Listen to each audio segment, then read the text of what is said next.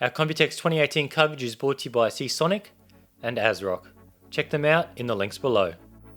Welcome back, guys. It is Computex Day 3 and we are here at the Team Group Computex booth checking out the latest T-Force products. Now there's just a few things I want to cover here and then we'll check out a sweet little mod later on. So you may have seen some sneak peeks of these products, especially these SSDs. These are the new Delta RGB SSDs. We've actually used a few in our builds for Computex, so if you have been following us, you've probably seen these. One thing you may not have noticed is they do a white casing version. We've been using the black ones, but for you fans out there that like white cases, white products, they have you covered. Now moving on to their latest memory, this is their Hex Calibre. As you can see, they do come in the two different types. It comes with the pattern design on the top, or you can also get it with just a standard diffused top. Now it might be a little bit hard under this light to try and get the RGB effect, but it is a nice vibrant diffused RGB. Now the guys have told me over at Team Group that this uses the Samsung B die, so that is nice to hear. We'll just go over a little bit more of the product itself. You can actually see it's actually not sort of symmetrical. It does sort of taper on one side, so it will give you a different sort of effect than traditional RAM that is symmetrical.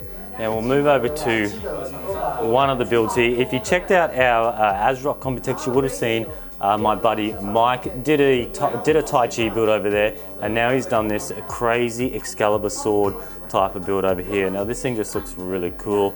He's gone with all the sort of the steel and aluminium on the sides here, really nice effect, and then once again showcasing that Delta RGB SSD. Now just to give you a little bit more information on these SSDs, these are full addressable digital RGBs, so you can have multi-colors and all that, and they do have the more static single RGB SSDs as well. And then taking a little bit closer look, this uses the two types of Excalibur memory. You've got the one there and then down here. So these ones will start at 3600 megahertz and move up from there. So you might be familiar with the older Nighthawk RGB memory. That stuff started at 3000, but this Excalibur will start at 3600 megahertz, which is good. All right, now just one more other little thing I want to cover here is this cool little USB flash drive here. Now we'll try and get it is spinning around, try and get a shot on. Now these come in sizes of 64 gigabytes to 128 gigabytes.